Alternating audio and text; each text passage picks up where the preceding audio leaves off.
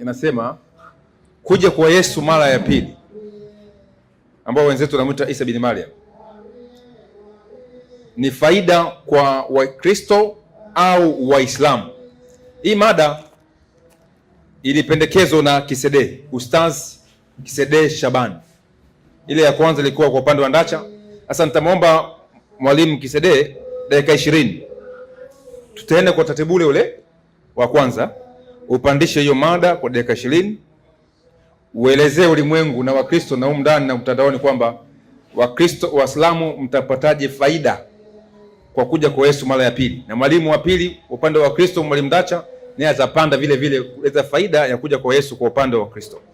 Nafikiri uko tayari. Basi panda juu tuokoe muda.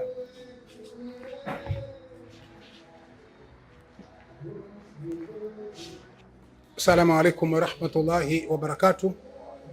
Na ndugu zetu katika Adam, tunawatakia amani ya Mwenyezi Mungu iwe kwao. Kwanza tunamshukuru Mwenyezi Mungu Subhanahu wa Ta'ala na kumtakia takaso la dunia, mwokozi wa ulimwengu, bwana wa mitume, bwana wa Yesu, Nabii Muhammadi, rehma na amani ziwe juu yake. Ndugu watukufu wa Islam na wote ambao si Waislamu, bado tena tunamshukuru Mungu kuona tulivyoanza mada ya kwanza na tunaanza tena mada ya pili. Mada ya kwanza imekwisha, tunaingia kwenye mada ya pili, na mada ya kwanza hatutairudilia tena wala kuigusa, ila tutaanzisha mada ya pili kama isemavyo: kuja kwa Yesu mara ya pili. Ni wanani ambao watapata hasara kwa kuja kwake? Ni Waislamu au ni Wakristo? Hiyo ndio mada ya pili. Kuja kwa Yesu mara ya pili, watakaopata hasara, sisemi watakaopata faida, watakaopata hasara, watakaopata matatizo, watakaopata shida ni wanani? Ni Waislamu au ni Wakristo? Na mada hii niliteua mimi, na niliteua mada hii kwa malengo ya kuteua mada hii ni kwa sababu kuna mgogoro unaoendelea katika ulimwengu huu, ulimwengu wa Kiafrika hasa na ulimwengu kinyume na ulimwengu wa Kiafrika. Mjadala huu bado unaendelea katika hali ya mvutano ya Waislamu na Wakristo. Wakristo wanasema Waislamu ni maadui wa Yesu, wanampinga Yesu, kwa hiyo Yesu atakuja kuwakomoa Waislamu. Kwa hiyo wanatakiwa wamwamini Yesu, wamkubali Yesu mapema. Waislamu nao wanajitetea, mtume wetu sisi ni Muhammadi. Yesu hawezi kuja kutuangamiza sisi tunategemea uongofu wa Kiislamu kupitia mtume Muhammadi. Wanajitetea kwa namna moja ima nyingine. Mimi kama mwalimu nikasema acha nitie mada hii, maadamu Ndacha anaomba tufanye mdahalo naye, tutazungumza kwenye media na itangazwe.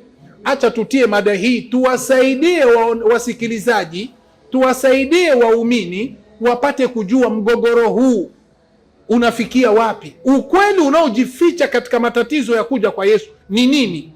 Ndio maana nilitia mada hii, na kwa ukweli mada hii ni mada nyeti ambayo itamfanya Mkristo na Muislamu kujua wapi ipo, kutokana na utume wa Nabii Isa na kutokana na utume wa Nabii Muhammad. Kila mtu atajua imani yake imesimamia kunini. Cha kwanza nitawafahamisha hivi,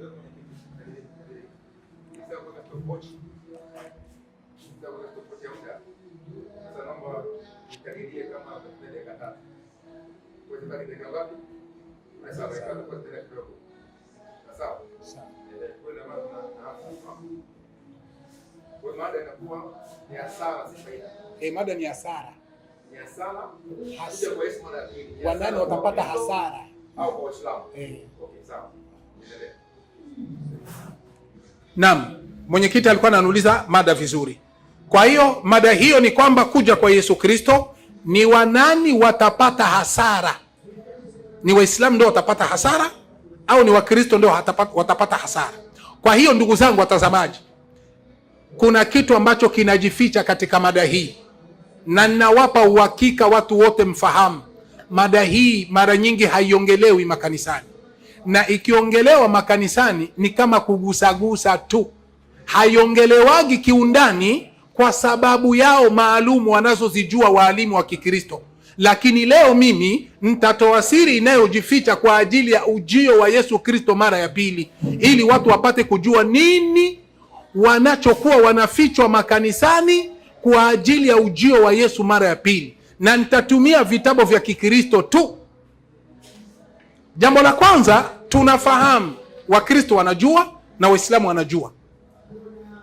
Katika imani ya Kiislamu tunaamini kama Yesu atarudi mara ya pili, hilo tunalijua. Hawakusema Daudi ndio atarudi mara ya pili, au Ibrahim au Suleiman au Zakaria au Mtume Muhammad. Ameteuliwa Yesu, atarudi mara ya pili, na atakaporudi mara ya pili kuna kile atakachokifanya. Ana malengo ya kuja mara ya pili.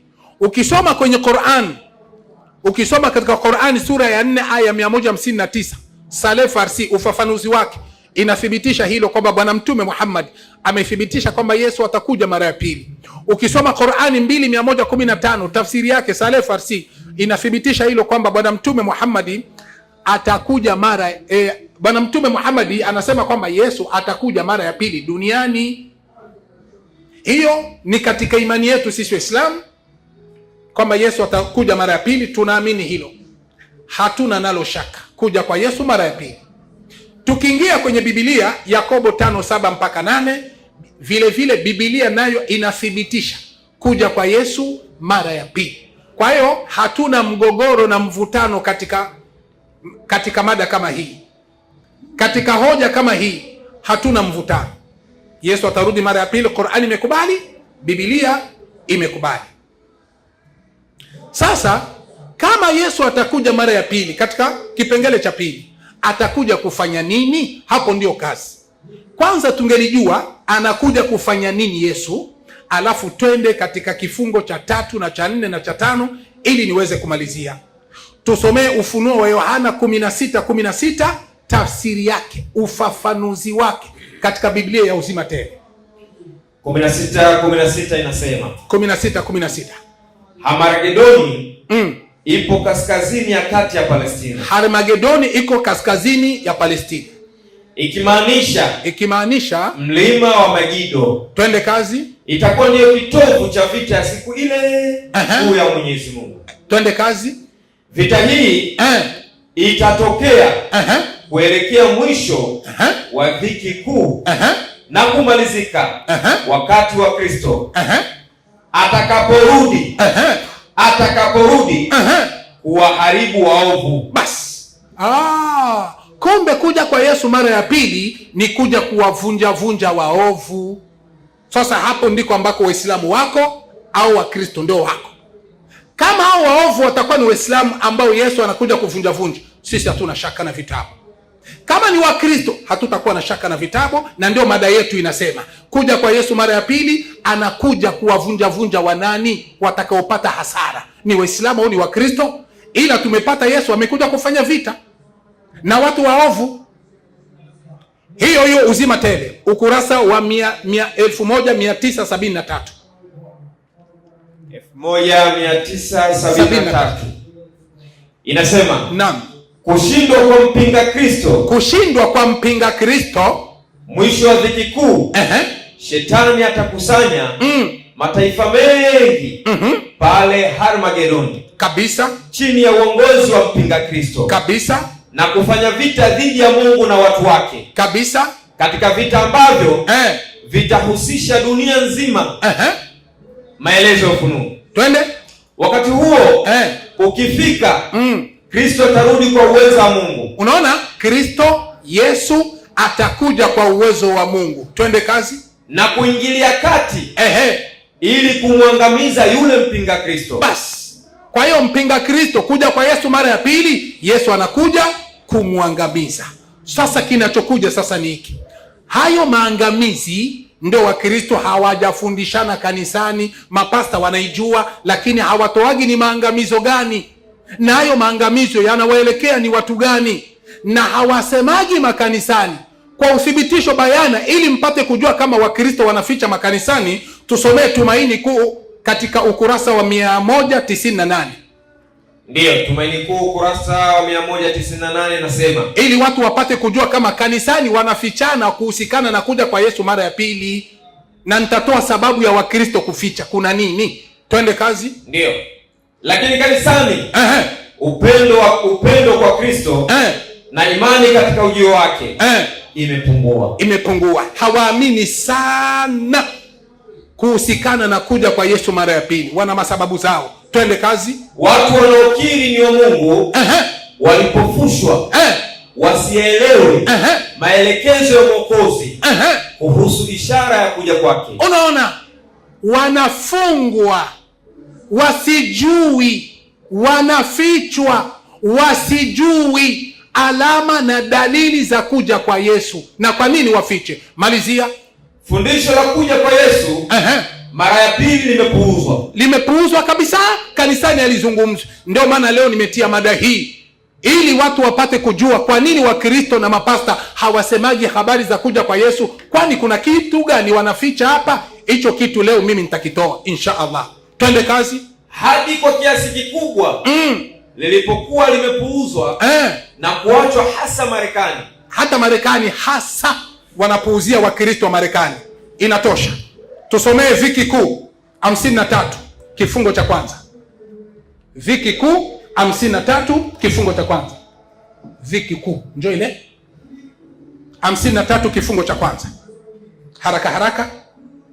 53 ndio ile nishaitia pale. Kifungo cha kwanza. Ndiyo, 53 kifungo cha kwanza inasema kuna wakati wa taabu unaowajia watu wa Mungu. Unaona? Kuna wakati wa taabu na shida na maangamizi inaowajia watu wa Mungu. Watu wa Mungu hao wanangoja shida inayokuja kwa Bwana Yesu. Twende kazi. Lakini haitupasi kuliweka jambo hilo mbele ya watu daima. Unaona, haitupasi habari ya maangamizi ya kuja kwa Yesu tuwafundishe Wakristo. Tusisemi, tuwafiche. Twende kazi. Na kuongoza kuwa na wakati wa taabu mapema patakuwa na mchekecho miongoni mwa watu wa Mungu, lakini huo sio ukweli wa leo wa kuyapelekea makanisa. Kwa hiyo ukweli wa kuja kwa Yesu mara ya pili na maangamizi anayokuja kufanya sio ukweli wa kuwaambia Wakristo mapema. Kwani kuwaambia mapema kwa sababu yake ni nini? Ina maana kuna siri inayojificha ili Wakristo wasijui. Sasa malengo ya kuwaficha Wakristo wasiambiwi jambo hilo ni nini? Siri hiyo leo mimi naitoa, alafu tuone Yesu anakuja kuangamiza watu gani. Biblia na Qur'ani hakuna popote kwamba Yesu Waislamu watapata hasara kwa kuja kwa Yesu. Hakuna kitu kama hicho. Viki Kuu hiyo ukurasa wa 14. Ndiyo, ukurasa Viki Kuu ukurasa wa 14. Ndiyo, ukurasa wa 14 inasema. Ukurasa wa 14 na 15. Leta nikufungulia haraka haraka Sheikh wangu. Ndiyo, tayari. Tayari Ukurasa wa 14, samahani. Ukurasa wa 14 mpaka hapa na 15. Twende kazi. Ukurasa wa 14 inasema. Uko wakati wa taabu unawajia watu wa Mungu. Ndiyo. Lakini hatupasi kuliweka hilo mbele ya watu daima. Hatupasi kusema kwa makanisa kuwapa hiyo siri. Kwa nini? Na kuwafanya wawe na wakati wa taabu kabla ya wakati. Na kuanza kuambia wakati wa taabu kabla ya wakati. Na kutakuwa kupepetwa miongoni mwa watu wa Mungu. Lakini huo sio ukweli. Unaona? Sio ukweli. Twende. Wa leo wa kuyapelekea makanisa yetu. Hatupasi kuwapelekea makanisa yetu. Twende kazi. Ziko nyakati za dhoruba mbele yetu. Lakini hebu tusitamke neno hata moja la kutuamini au kukatisha tamaa. Tusiwakatishe tamaa. Kumbe wakiwaambia hiyo siri ya Yesu kuja kuangamiza, watakata tamaa Wakristo. Kukata kwao tamaa ni nini? Twende kazi. Kama Mungu amepata kunena kupitia kwangu, basi wakati utakuja mtakapopolekewa mtakapopelekwa mbele ya mabaraza na kila msimamo mnaoshikilia juu ya ile kweli utakosolewa vikali sana. Unaona, itakosolewa vikali sana ikiwa watafika kuambia kweli na namna Yesu anakuja kuangamiza watu. Watakosolewa na watu watatoka kwenye makanisa. Sikiliza kinachofuata. Muda ambao wengi sana sasa wanamwacha kupotea bure unapaswa kutolewa katika kutia agizo ambalo Mungu ametupatia. Simamia hapo. Sasa ikiwa kama wanaokopa kuambia, malengo wasitoki makanisani. Sasa tuliseme hilo, ili wakitoka watoke na watakuwa wanafanya uamuzi uliokuwa sahihi. Tusomee Ufunuo wa Yohana 2:16 alafu tutongezea. Soma sasa Biblia. Ufunuo wa Yohana 2:16. Biblia hata hiyo uliokuwa nayo ni Biblia. Sheikh, wewe una Biblia? Ufunuo wa Yohana 2:16.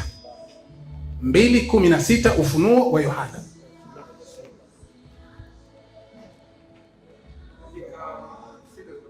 Sita nyingi Sheikh wangu. Sita nyingi sana. Ufunuo wa Yohana 2:16. 2:16 Ufunuo wa Yohana. Ufunuo wa Yohana 2:16 inasema, basi tubu na usipotubu naja kwako upesi. Unaona? Tubu na usipotubu naja kwako upesi. Huu ni Bwana Yesu anasema. Tubu, usipotubu naja kwako upesi. Sikilizeni sababu ya Wakristo kuficha. Yesu anasema tubu, usipotubu naja kwako upesi. Twende kazi. Nami nitafanya vita juu yao. Kumbe inakamilika. Kumbe usipotubu Yesu anakuja kufanya vita na wewe. Twende kazi. Kwa kuwa upanga wa kinywa changu. Unaona? Nitafanya vita na wewe kwa upanga wa kinywa changu.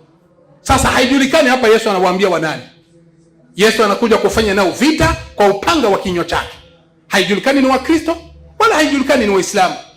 Soma 17. Tuone ni watu gani hao. Yeye aliye na sikio. Yeye aliye na sikio na asikie. Yeye aliye na sikio na alisikie. Neno hili ambalo Roho anayaambia makanisa. Rudi tena. Yeye aliye na sikio. Yeye aliye na sikio na alisikie neno hili ambalo Roho anayaambia wanani? Makanisa. Basi wanaoambiwa hapo watubu na wasipotubu Yesu anakuja kuwavunja na kuwatesa. Ushahidi kamili kulingana na mada. Yesu anakuja, atakapokuja wanani wataathirika, wanani watateseka? Kitabu kinasema ni watu wa makanisa. Twende sasa, hao watu wa makanisa ni kina nani wanaolengwa hapo? Tusomee Timotheo wa kwanza 4:1, lakini utupe ufafanuzi wake. Kifungo cha 3 na kifungo cha 5. Ndio. Haraka.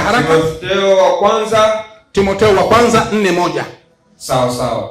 4:1. Tupe sasa ufafanuzi wake. Nimetia alama kifungo cha kwanza na kifungo cha pili. Kifungo cha 3 njoo hapa. Kifungo cha 3 njoo hiki na kifungo cha kufuata ndio hiki. Kifungo cha 3 hiki na kifungo cha 5. Soma hii. Umaarufu wa mafundisho yasiyo ya kibiblia. Naam. Kimsingi utakuwa ni matokeo ya Shetani. Maliza. Akielekeza majeshi yake ya kipepo katika upinzani. Unaona? Mashetani. Sababu kabisa tunataka tujue Yesu kuja kuvunja Wakristo makanisani ni kwa sababu mashetani yatapeleka watu wake wapi? Twende kazi. Majeshi yake ya kipepo katika upinzani uliozidi kwa kazi ya Mungu. Twende kazi. Kuja mara ya pili kwa Kristo. Kuja mara ya pili kwa Kristo kutatanguliwa. Sikiliza vitu vitakaotangulia kabla ya kuja kwa Yesu, na ndio maana akija anakuja kuvunja. Twende kazi. Kutatanguliwa na mkazo au nguvu. Unaona, kutatanguliwa na mkazo au nguvu kubwa ya Shetani. Kubwa ya kishetani itatangulia, ndio maana Yesu anakuja kupiga. Twende kazi. Imani itatangulia mbovu za kuwasiliana na roho za kuzimu. Kumbe imani ya kuwasiliana na roho za kuzimu zitatangulia, ndio maana Yesu atapiga. dini ovu zilizojificha, na dini za ovu za uongo zilizojificha zitakuwa zimeisha tangulia. Ndio maana Yesu anakuja kupiga, kupagawa na mapepo, kutokewa na mapepo na udanganyifu wa kipepo, katika dunia, na wapi? Na ndani ya kanisa. Bas, Allahu Akbar. Ndio maana Yesu anakuja kupiga. Uasi wa Ukristo unaendelea, maovu yanaendelea katika makanisa, huku wanajua wanamtafuta Mungu, huku wanajua wanamhubiria Mungu. Ndio sababu mojawapo ya Yesu kuja mara ya pili ni kuja kuwapiga Wakristo wote. Hakuna Mkristo ataponyoka hapa, na ndio maana hakuna andiko lolote kwamba Wakristo hawataponyoka. Hakuna. Malizia kifungo cha 5 haraka. Ndio inasema waumini waaminifu wasifikiri kwamba kwa sababu uasi wa imani unazidi sana ndani ya Kristo. Soma vizuri kaka yangu, ndani ya Kristo hakuna uasi. Rudi tena. Waumini waaminifu wasifikiri kwamba kwa sababu uasi wa imani unazidi sana ndani ya Ukristo. Unaona? Kwa hiyo ndani ya Ukristo uasi na anasa inazidi. Ndio maana Yesu anakuja kupiga kila aliye Mkristo. Aliyekuwa na akili aondoke mapema.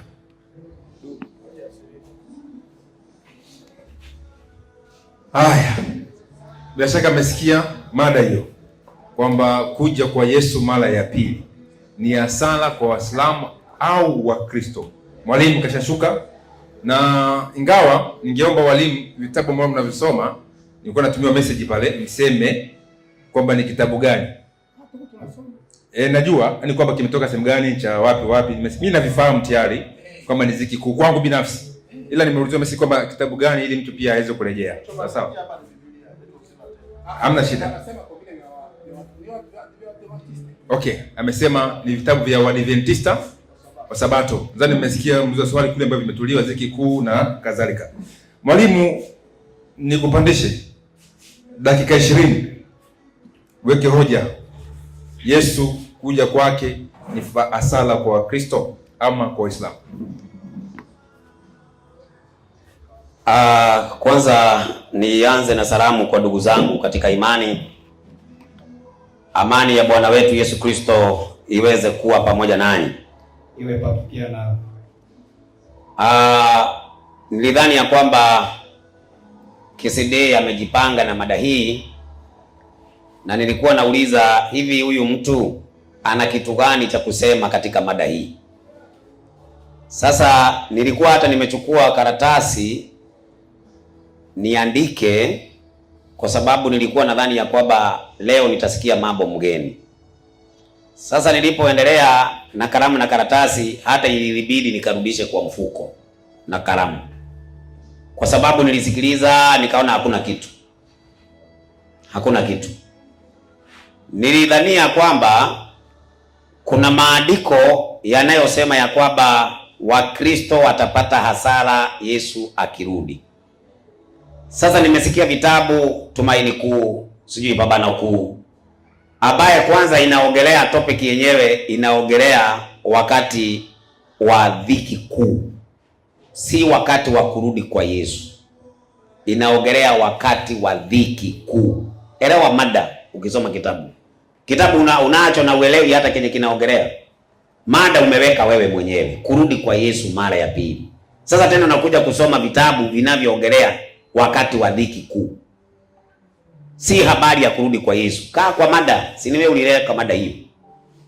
Sasa tunaongelea habari za kurudi kwa Yesu. Kuna hasara kwa watu gani?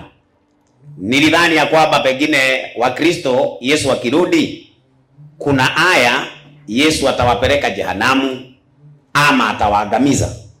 Sasa ile kitu ambacho nimesikia ni habari za mpinga Kristo na ufalme wake na watu wake. Sasa huyu mpinga Kristo katika Uislamu anaitwa Masihi Dajjali, mpinga Kristo, na wale ambao watakao kuwa wamemfuata. Sasa msomaji, naomba nianze na Biblia. Mimi sitaenda kando kando, nitatumia Biblia kabisa, na kama itawezekana nipate aya 2 kwenye Qur'ani nitatumia.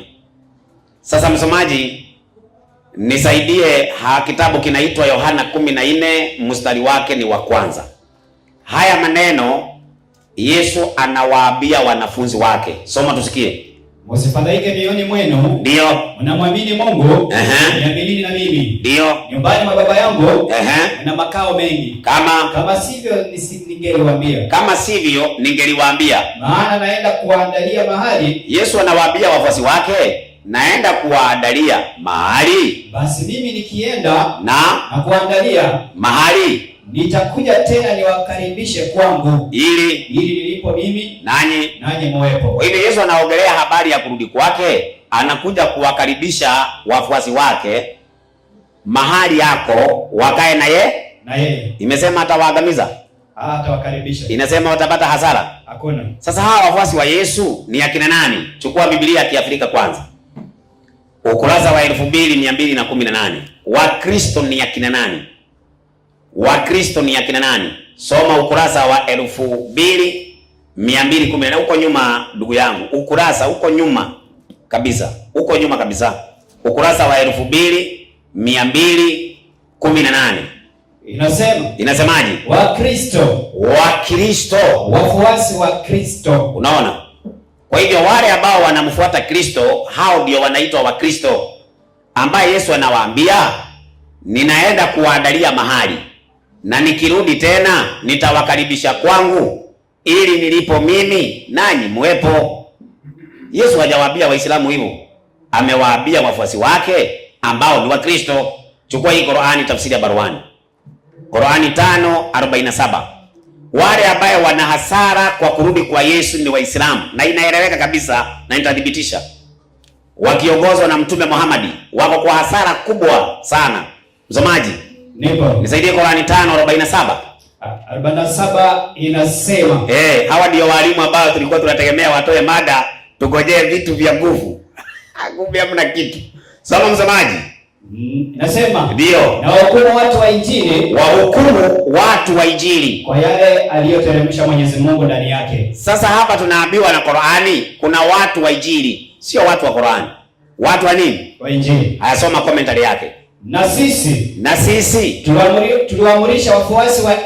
tuliwaamurisha wafuasi wa Isa. Yaani watu wa Injili. Hao watu ambao ni wafuasi wa Isa ama wafuasi wa Yesu ni watu wa nini? Wa Injili. Ni watu wa nini? Wa Injili. Wanaitwaje? Wakristo. Kumbe wafuasi wa Yesu wanaitwaje? Wakristo. Wafuasi wa Yesu wanaitwaje? Wakristo. Na anawaambia katika Yohana 14:6, anasema, msifadhaike mioyoni mwenu, mnamwamini Mungu, niaminini na mimi. Nyumbani mwa Baba yangu mna makao mengi. Kama sivyo ningeliwafanyaje?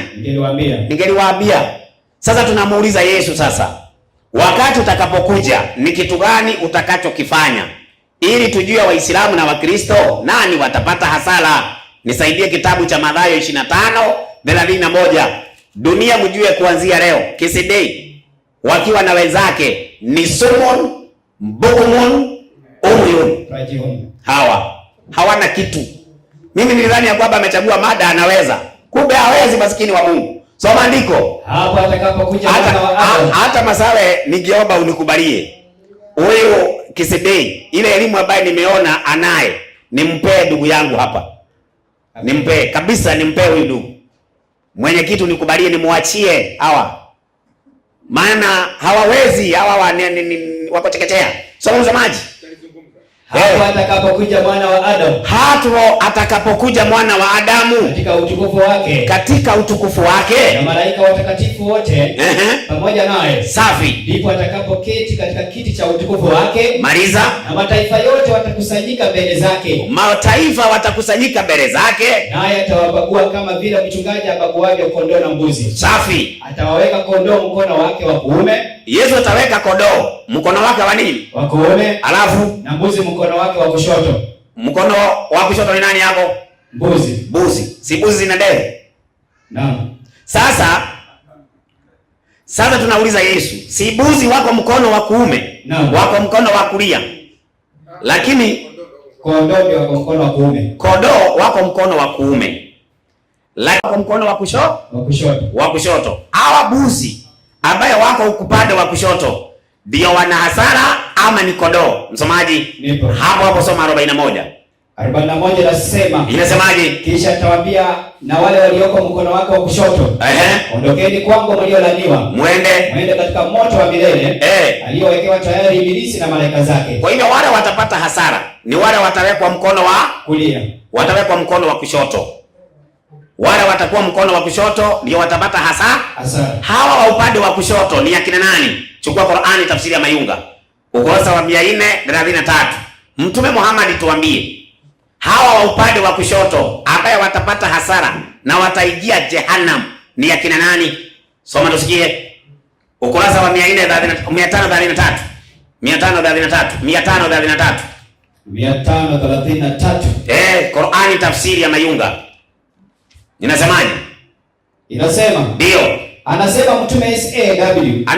Anasema Mtume Muhammad. Wataletwa watu katika umma wangu. Siku ya kiyama. Na watachukuliwa kupelekwa upande wa kushoto. Wapi? Motoni. Na Yesu amesema watu wa mshoto wanaitwaje? Buzi. Wako mkono wa nini? Wa kushoto. Na Muhammad anasema hawa watu ni nani?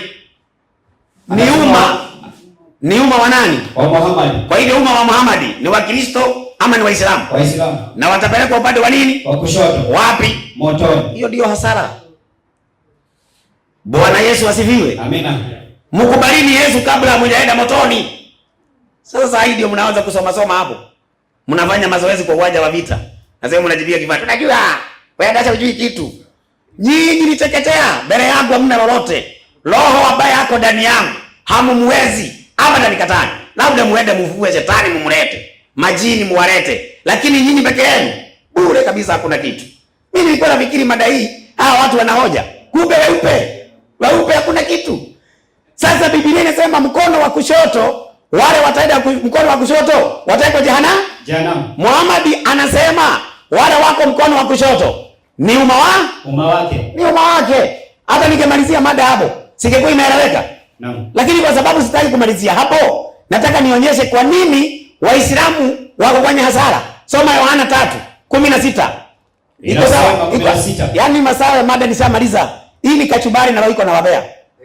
Yaani mada nyepesi wananiletea hawa watu. Mlinipimaje?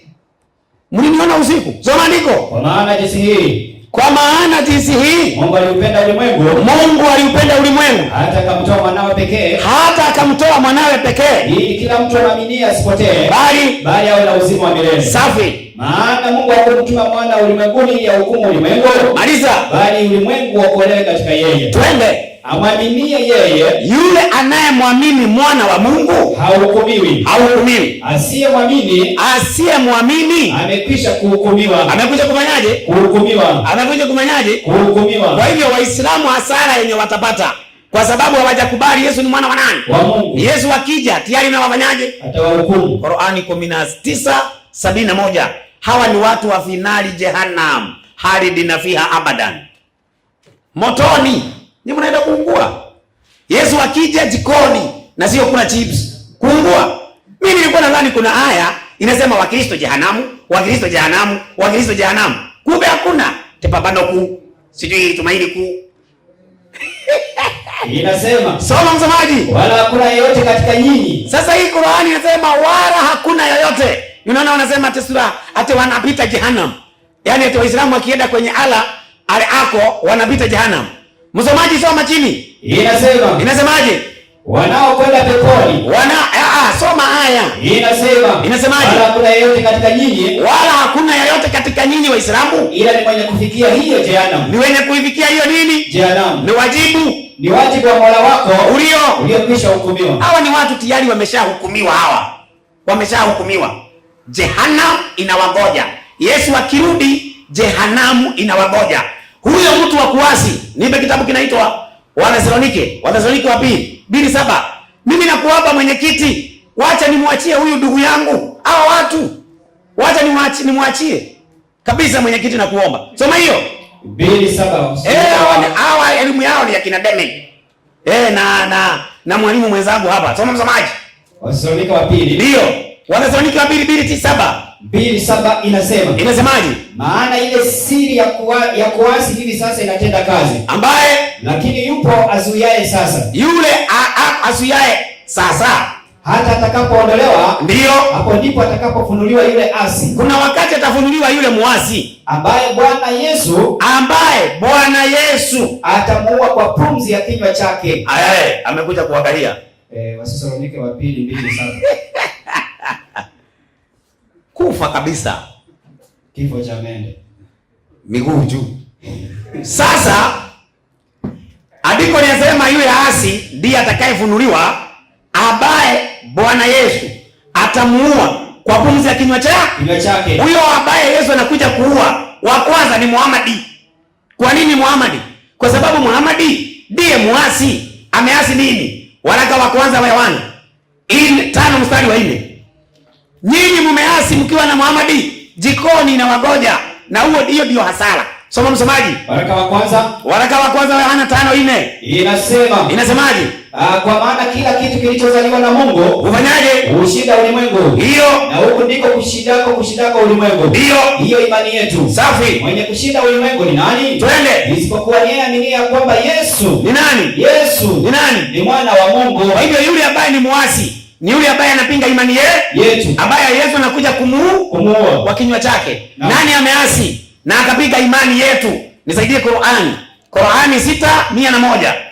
Muhamadi na wafuasi wake wameshaasi. Yesu akija anawamaliza. Soma msomaji. Suratul An'am. Naam. Aya 101 nasema. Inasema 101. Inasema ndio. Yeye ndiye Mungu wa mbingu na ardhi. Safi. Inamkikaje awe na mwana hali hana mke. Na imani yetu ni Yesu ni mwana wa nani? Wa Mungu. Na yule asi Yesu alikuja kumuua. Muasi wa imani yetu. Muhammad amesema Mungu hana nini? Hana mwana. Lakini imani yetu ni mwana wa nani? Wa Mungu. Kwa hivyo Waislamu na Muhammad ni waasi. Si ndio Yesu akija anakuja kuwamaliza brother. Hiyo ndio hasara. Yesu akija anawakataa. Sasa tunauliza Yesu kwa sababu utakuja, ni watu gani utakayewafufua na ni watu gani ambaye hautawafufua? Yohana 5:22-23. Soma ndio sikie. Yohana Injili. Soma mpaka na 25. Inasema Yohana 5. Hasara ni kwa Waislamu. Yesu akuwe na hasara aje achome wafuasi wake. Atakuwa hajielewi. Yaani ya kwamba Yesu anasema wafuasi wangu ni wa Kristo. Alafu aje awachome. Atakuwa anajielewa. Ati Muhammad yakuje wafuasi wake awakatae. Wafuasi wa Muhammad wataenda na yeye padi ya Muhammad. Wafuasi wa Yesu wataenda padi ya Yesu. Wafuasi wa Muhammad wako mkono wa kushoto. Wafuasi wa Yesu wako mkono wa kulia. Wa upande wa kushoto motoni. Hasara. Soma msomaji. Inasemaje? 25. Ndio. Amini nawaambieni. Saa inakuja. Na sasa ipo. Ndio. Wafu watakapo. Nilikwambia Yohana 5:22 mpaka 25. Tena Baba hamhukumu mtu yeyote. Bali anampa mwana hukumu yote. Safi. Ili watu wote wamheshimu mwana. Ndio. Kama vile wanavyomheshimu Baba. Maliza. Asiyeheshimu mwana. Yule asiyemheshimu mwana hamheshimu Baba aliyempeleka. Hamheshimu Baba aliyempeleka. Hawa wanamheshimu mwana. Hawamheshimu. Wala hawakubali mwana. Hawamheshimu hata Baba. Maliza. Amini nawaambieni. Yeye alisikia neno langu. Ndio. Na kumwamini yeye aliyenipeleka. Ndio. Una uzima wa milele. Safi. Wala haingii hukumuni. Twende. Bali amepita kutoka mautini. Maliza. Kuingia uzimani. Maliza. Amini nawaambieni. Ndio. Saa inakuja na sasa ipo. Safi. Wafu watakaposikia sauti ya mwana wa Mungu. Sauti ya Muhammad. Sauti ya mwana wa Mungu. Hao wanajua mwana wa Mungu? Au umejui? Alafu unafikiri mtasikia? Wale watasikia ni wale wanajua nani? Mwana wa Mungu. Hao ndio watasikia sauti ya nani? Ya mwana wa Mungu. Maliza. Na wale waisikiao watakuwa hai. Hao wanaweza kusikia sauti ya mwana wa Mungu? Ndiyo. Watabaki hai? Kifo. Wale ambao wanajua Yesu ni mwana wa Mungu watakuwa hai. Wathesalonike wa kwanza 4:15. Hasara. Mimi nilikuwa nafikiri una maandiko kama haya. Hata kama si kwa Biblia pengine kwa Qur'ani. Kumbe una tibabano kuu. Sio mahuni kuu. Tena inaongelea viki kuu. Haiongelei kurudi kwa Yesu mara ya pili. Vitabu vyenyewe umebeba, kumbe hata hujasoma. Soma msomaji. Inasema. Ndio. Kwa kuwa twawaambieni haya kwa neno la Bwana, ndio kwamba sisi tulio hai tutakaosalia hata wakati wa kuja kwake Bwana, maiza, hakika hatutawatangulia wao waliokwisha kulala mauti. Kwa nini? Kwa sababu Bwana mwenyewe atashuka kutoka mbinguni pamoja na mwaliko na sauti ya malaika mkuu, safi, na parapanda ya Mungu. Maliza. Nao waliolala katika Kristo, rudia, nao waliolala katika Kristo, rudia, nao waliolala katika Kristo watafufuliwa kwanza. Ube wa Kristo ndio watafufuliwa kwanza. Waliolala katika Kristo, Waislamu watafufuka, takuwa kifo, wanakuja kufufuliwa mauti ya pili, kuchomwa moto. Sasa hasara iliyopo kwa Waislamu ni kwamba Waislamu Yesu atakapokuja anawaweka mkono wa kushoto na awaambie, ondokeni mliolaaniwa muende katika moto aliyowekewa Ibilisi na malaika zake.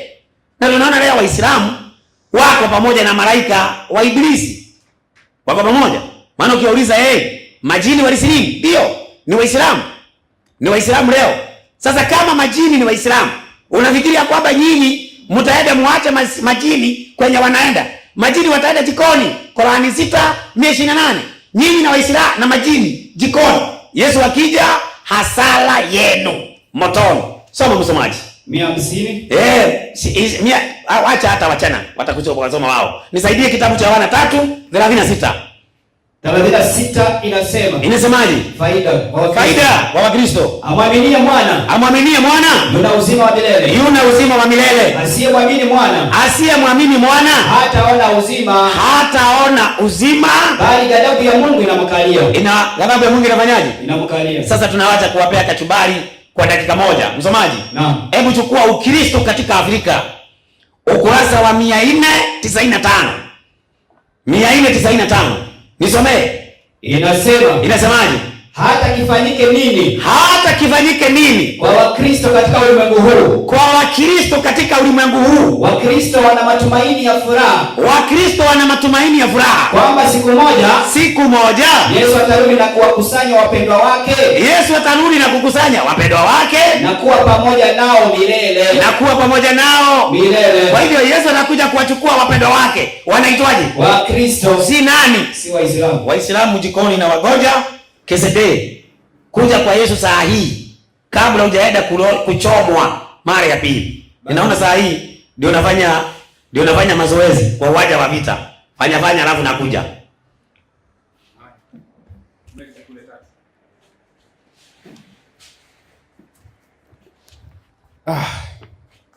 Jamani, mbona mko kimya hivyo? Bwana asifiwe. Takbiri. Okay, bado umesema. Sasa pande zote dakika 20 zimefanyaje? Zimeisha, ila nimempenda Ustazi Kisedee Shabani kuleta mada ambayo ni unique, ambayo sijawahi kuisikia katika midaro toka mwaka ule 1985. Sasa upande zote zimemalizika. Hebu shika mbogo. Tunaingia saa muda wa maswali. Mwalimu Dacha. Dakika 10. Sasa umenikumbusha, maana hii mada ya leo ni nzuri mpaka mwenyekiti natekewa. Dakika 10 Kisede. Furahia na hicho anachozungumza. Furahia na dakika 10 zake. Ndio maana mimi natabasamu muda wote tu. Sio na shaka. Ndio maana na afya. Wewe unakuivuka tu uso. Haya. Twende. Asante sana mwenyekiti, mwenye hekima zake. Pastor Ndacha alipofika hapa, jambo la kwanza amesema ndo mada hii, nilidhani Kesede ataleta vitu vipya. Mwenyekiti, mimi naona Kesede, acha nimwachanishe tu na yule kama nani yule, ndo nani yule? Abeli Shiliwa. Maanake anishushe mimi kwa kuongea na Abeli Shiliwa, ndo anachokilenga hicho. Nikaona huyu alisema kwenye mtandao kwamba Kesede, tafuta wa kukusaidia. Kama ni Dr. Sule tafuta, kama ni Mazinge tafuta, usaidiwe. Mimi hapa sijasaidiwa, lakini yeye anaanza kutafuta usaidizi baada ya kuona ukubwa wa mada. Anaanza sema mwachie ule. Yote ni nini? Kashindwa. Anaanza kuchochoro. Ndio anatafuta uchochoro kwamba asaidiwe. Ukimleta yule hata kuwa na nivo ya kuongea na mimi nitamtia mwingine ndio ongee naye, kwa sababu itakuwa mimi na wewe tunatosheka. Uishajua nimekukomesha, hauna tena uwezo, basi na mimi nitakaa niwaache sasa wengine waendelee, unaojua wewe watakusaidia. Ndio maana yake hiyo, kwa sababu utakuwa umeashiria mimi sijui, nashindwa kwa hii mada. Sasa ulisema hivi eti kwamba Yohana 14:1 inasema kwamba Yesu atakaporudi atakuja kuchukua watu wake. Mwenyekiti, ulisikia Yesu anakuja kuwachukua Wakristo? 1:14 unapiga swata. Haikusema Yesu anakuja kuchukua Wakristo. Anasema anakuja kuwachukua. Neno Ukristo hakutia hapo. Kwa hiyo wewe usipachiki. Ukitaka uniulize hao ni watu gani, mimi nitakupa. Alafu ukaongezea kusema katika kitabu cha Biblia ya Kiafrika ukasoma ukurasa wa 2218. Soma hii. 2218. Twende haraka nimalize hoja zake zote. Hakuna ambako amethibitisha kwamba Yesu hatakuja kuwavunja Wakristo. Hakuna. Ngoja kabla hujaendelea. Anachokuja kufundisha Ndacha, amefundisha kwamba Waislamu wataingia motoni. Ndio mafundisho yake. Katika dakika zake 20 amefundisha Waislamu wataingia motoni, Waislamu watakuwa mkono wa kulia, Waislamu watakuwa hivi. Hiyo sio mada yetu Ndacha. Sio mada yetu. Mada ni kusema hivi, Yesu anakuja atawaangamiza hawa au hawa. Kama ni Waislamu, toa andiko Yesu atawaangamiza Waislamu. Itamke, usidhanie wewe. Lakini tangu umeanza haujatoa, wasikilizaji wote ni shahidi. Ila umeongea kama Waislamu watakwenda motoni na kila aya unayoitoa sio vile inavyoongea. Naomba mimi nisijibu kwa sababu nikijibu huko nitakuwa ninatupa mada. Lakini hakuna hata uthibitisho uliotoa Waislamu watakwenda motoni. Uelewa wako ni mdogo sana. Mada Yesu anakuja kuwavunja Wakristo. Mimi nilitoa ushahidi kamili. Nikajua wewe utakapoingia utagusa pale nilipogusa. Nimetoa ushahidi Yesu anakuja kuwapiga Wakristo. Nilitoa ushahidi. Lakini ungelifika wewe ungelisema Kesede, ile andiko ulisema haisemi Wakristo, ungeeleweka. Andiko hili ulisema haisemi Wakristo, ungeeleweka. Lakini haukugusa hata andiko yangu hata moja. Lakini ukakuja na mada nyingine, Waislamu watakwenda motoni, Waislamu hawamwamini Yesu. Haiko ndio mada. Sasa somo hiyo aliyoanzia ya Kiafrika ukurasa wa 218 ndio inasema Wakristo, wafuasi wa Kristo. Simamia hapo. Akasimamia hapo. Unaona? Wakristo, wafuasi wa Kristo. Ilianzia wapi? Twende kazi. Neno lililotumika kwa mara ya kwanza huko Antiokia. Unaona? Ni neno lililotumika kwa mara ya kwanza huko Antiokia. Yesu hayuko. Ukisoma sasa kitabu cha Imprimato 11:25 wametia pale. Ni wapagani ndio wanatoa hiyo jina mara ya kwanza. Sasa unakuja kutulezea Ukristo wa kipagani. Wapagani watakuwa na wanafunzi wa Yesu. Hiyo tunaitia pembeni. Ingine akasema hivi, akasema katika kitabu cha 5:47 Qur'an kusema kwamba unaona hata Qur'an inajua wafuasi wa Yesu wa Kristo. Nataka nikutoe jasho. Wali yakwambia hivyo nini? Baruani mwenyewe tumuulize, mbona unataja wa Kristo ni wanafunzi wa Yesu? Unayolenga ni nini? Waamini Injili. Sasa sikia 57 Qur'ani. Baruani hiyo hiyo 57:27. Tupe ufafanuzi wake. Baruani alikusudia nini? Anakusudia Injili gani ya Wakristo? Sio kwa unarupuka kitu ambacho haujui. Mada hii inakushinda, ndio maana unaanza kutafuta msaada. Toa andiko Waislamu Yesu anakuja na wavunja. Andiko iseme, kitabu kiseme. Sio uanze kudhania Waislamu ni waasi. Waislamu ni waasi. Kama ni waasi, toa andiko Yesu anakuja anawapiga Waislamu. Kama vile mimi nimetoa andiko 2:16-17 Yesu anakuja kuangamiza Wakristo. Imetaja kabisa. Kwa nini nao usitoe ushahidi wa kutaja? Hakuna kitu kama hicho. 57:27 kitabu cha Baruani. Ndio. Hapa. Twende kazi. Ndio, inasema 57:27 kitabu cha Qur'ani inasema. Twende kazi baba. Injili aliyofunuliwa Nabii Isa. Injili aliyofunuliwa Nabii Isa na Mwenyezi Mungu sio hizi zinazoitwa injili za Matayo, Marko, Luka na Yohana zilizomo katika Biblia. Inatosha. Kumbe ulipotoa wafuasi wa Yesu wafuate Injili wa Kristo, kitabu Baruani anakuambia sio hao wanaofuata Matayo, Marko, Luka, Yohana. Baruani anawakana. Usizoee tena kutoa andiko. Inataja Wakristo, baruana na wakana. Sio wale wa Mathayo, Luka, Yohana. Kama we hauko huko basi utakuwa ni mwenyewe soboto.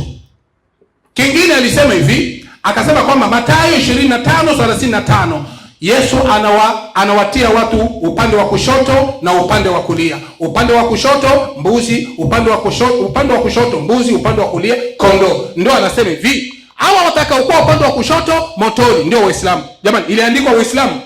Hakuna. Lakini mimi naenda kwa Yesu mwenyewe atuambie hawa watakaoangamiza upande wa kushoto ni kina nani? Baba tusomee kitabu cha Mathayo 7:23 alafu tupe ufafanuzi.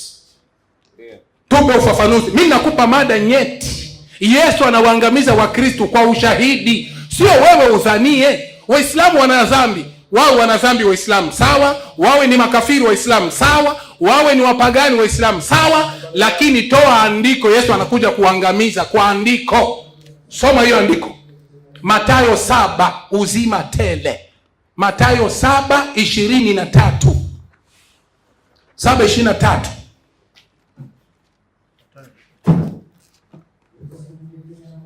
7:23 Mathayo. 7:23 Mathayo. Ndio hii. Tupe ufafanuzi 23 njoo hapa. Twende kazi baba. 7:23 inasema. Inasemaje? Maneno haya ya Kristo yanaonyesha wazi kabisa kwamba wahubiri wanaweza kuihubiri injili kwa jina la Yesu. Wahubiri wanaweza kuhubiri injili kwa jina la Yesu? Ndio. Wahubiri wanaweza kuihubiri injili kwa jina la Yesu. Ndio. Wakitoa pepo na kufanya miujiza wakati wao wenyewe hawana imani iokayo, hawana imani iweze kuokoayo. Twende kazi. Ya kweli ya Kristo, Wakristo wanahubiri injili lakini imani ya hiyo injili hawana. Hiyo ni maandiko. Twende kazi.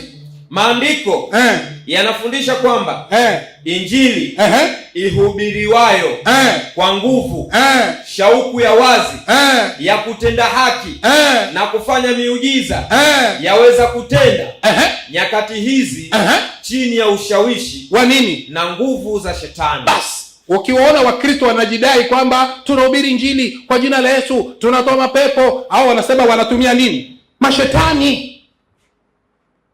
Sasa hapa tunaingia, kuna kitabu hapa kinaitwa Hofu juu ya mapepo na majini. Kitabu cha Wakristo walichokitunga ni wapadiri, ukurasa wa 124. Sikiliza kinasemaje. Mimi niko natoa ushahidi kamili. Wakristo wanakuja kupigwa na Yesu. Sidhanie mimi. Wewe uko nadhania unafananisha. Waislamu ni waasi. Andiko gani Yesu anakuja kuwaua? Unasema tu ni waasi. Haya ni waasi. Wapi andiko Yesu anakuja kupiga Waislamu? Yesu anasema nimekuja kupiga Wakristo, nimetoa ushahidi. Kitabu hiki ukurasa wa 124 inasema hivi: sisi Wakristo hatuna mafundisho kama hayo ya viumbe fulani kutorokea kwenye viungo nyeti kama ilivyo. Sisi tuna swala la kuwinda mapepo, yani malaika waasi, yani mashetani, yani tofauti na majini yanayofundishwa na Waislamu. Hujui? Kwani tangu lini majini ni mashetani? Kafundisha nani somo hilo? Ewe nyinyi wa Kristo, muache kudanganywa. Basi ngoja tushitakiwe kwa kesi za uzalilishaji akina mama na akina baba kwa kuwapapasa maungo watoto wanawake, waalimu wanawapapasa kwenye viungo vyao, kwenye maziwa yao. Siku gani Yesu hata kumgusa mwanamke alimgusa katika kumwombea? Wapi Yesu alitoa mapepo kwa namna hiyo? Mbona kama tunatumia kweli jina la Kristo hata kumgusagusa mtu mwanamke kwa ubaya? Uzuri wa jina la Yesu si kulitamka tu. Ya nini tuwavue wagonjwa wetu wanawake mablauzi, sidiria na sketi, na wanaume mashati tunawavua, tunawafulamisha na tunawatoa masuruali wao sisi wa Kristo? Jamani, sisi wa Kristo tumerogwa. Ndio maana basi Yesu amejiandaa kutukataa siku ile ya mwisho, akisema hakutujua kamwe, atatudhalilisha na tutachomwa tutakataliwa na Yesu. Wa inna ilaihi rajiun. Yesu atawachoma. Ndio mada hiyo. Yesu anakuja kuwavunja Wakristo. Toa andiko, Yesu anakuja kuwapiga Waislamu. Utapata msiba mkubwa. Nimeongezea dakika kabisa. Mwalimu Ndachi, ndio kupoteza muda. Naomba uje dakika 10. Kama ningekuwa Mwarabu ningesema inna lillahi wa inna ilaihi rajiun. Msiba. Unajua ni vile tu hataki kusema tu nimeshindwa iishe. Sasa najaribu nasema wacha nikufe kiumeume. Hivi ni nini hamuelewi? Kitu ya kwanza umesema hivi. Katika baruani wafuasi wa Yesu wanaitwa Wakristo. Lakini kwa kuvunja hoja yangu ukasema hiyo injili sio hii ya kina Mathayo. Ni sawa. Hata hiyo sio hii ya kina Mathayo, lakini hoja iko pale pale. Wafuasi wa Yesu wanaitwa Wakristo kwa mujibu wa hiyo baruani. Hivyo hujavunja kitu. Mimi nilikuwa nafikiri baruani amesema wafuasi wa Yesu ni Waislamu. Ningekuwa nimekufa mende. Lakini kama hujabadilisha hoja yangu ni ya kwamba wafuasi wa Yesu ni Wakristo, hata kama unadai ni jina walilolipaga watu wa Antiokia ndio limetumika kwenye Qur'ani, wafuasi wa Yesu wanaitwa Wakristo. Sasa nikawa nimesema hivi, kitu ambaye wewe haujaweza kuja na upite katika hiyo hoja. Katika Mathayo 25:31 Yesu anawabagua. Wengine anawaweka mkono wa kulia na wengine mkono wa kushoto. Walio katika mkono wa kushoto hao ndio wanaenda motoni Yesu akija. Hao walio mkono wa kushoto nikatoa dalili kwenye Qur'ani, tafsiri ya Mayunga, ni watu wa umma wa Muhammadi. Sasa naomba nikuongezee kachubari. Watu wa umma wa Muhammadi mpaka maswahaba watakuwa huo mkono wa kushoto. Sasa kama maswahaba wa Muhammadi watakuwa mkono wa kushoto, ni nyinyi mtapona? Msomaji? Naam. Nisomee kwanza, usoma kitabu kwa gozi. Kinaitwaje? Lihabu? Kinaitwa hapa. Kinaitwa Lihabu Sahirini. Soma kitabu. Inasema hadithi gapi? Hadithi ukurasa wa ngapi? Ukurasa wa 167. Sasa mimi kwanza nakusomea hadithi za Muhammad zinazokubalika. Wacha wewe tu vitabu unakuja naye hapa ambaye kwanza kitu ya kwanza usemi ni tuwa nani, tumeandikwa na nani. Wataikana unatambulisha kitabu. Alafu unatuambia nasoma kitabu cha fulani.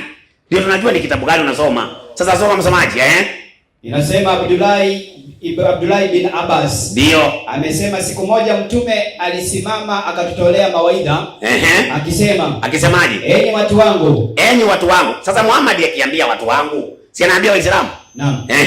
Hakika mtafufuliwa kwa Allah. Hali hamna viatu. Kwanza hamna viatu. Mko uchi na ni mazunga. Kama tulivyoanza umbo la awali. Ndio. Tutarudisha tena.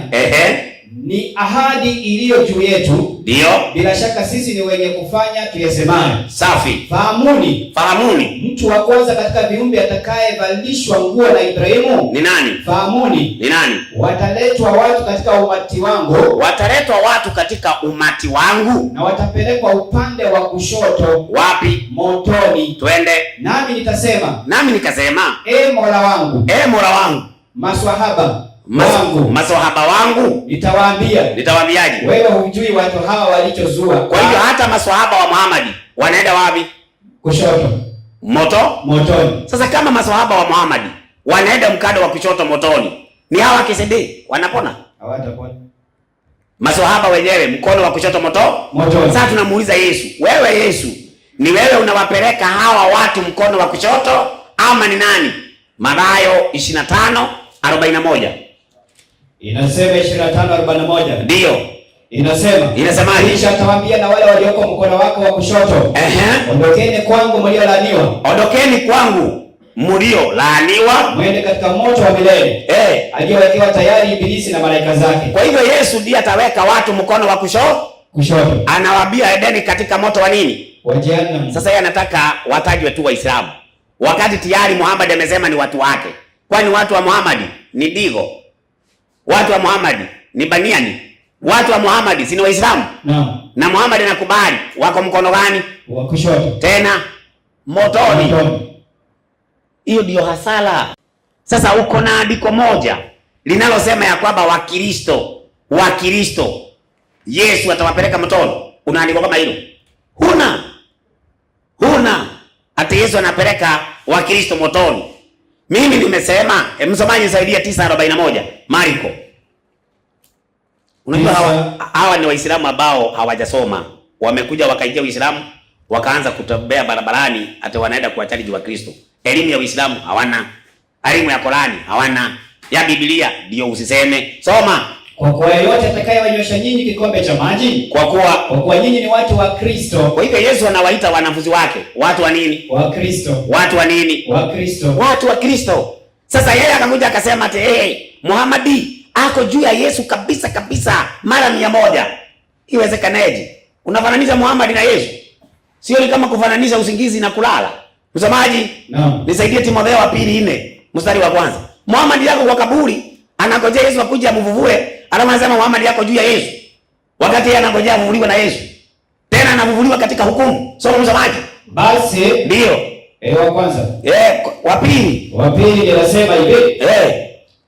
Wa pili anasema ndio. Na kuagiza mbele za Mungu. Na kuagiza mbele za Mungu. Na mbele za Kristo Yesu. Na mbele za Kristo Yesu. Atakayewahukumu walio hai. Atakayewahukumu walio hai. Na waliokufa. Muhammad amekufa. Kabisa. Atahukumiwa na nani? Na Yesu. Atahukumiwa na Yesu. Sasa mpaka wewe uniambie Yesu akija anawaweka watu mkono wa kuume, mkono wa kushoto. Anawapeleka motoni. Nichukulie Mayunga ama nichukulie Aruru Marijani. Hadithi ya 1855. Mpaka ala mwenyewe anaweka guu lake jehanamu. Ninyi mnapona? 1855.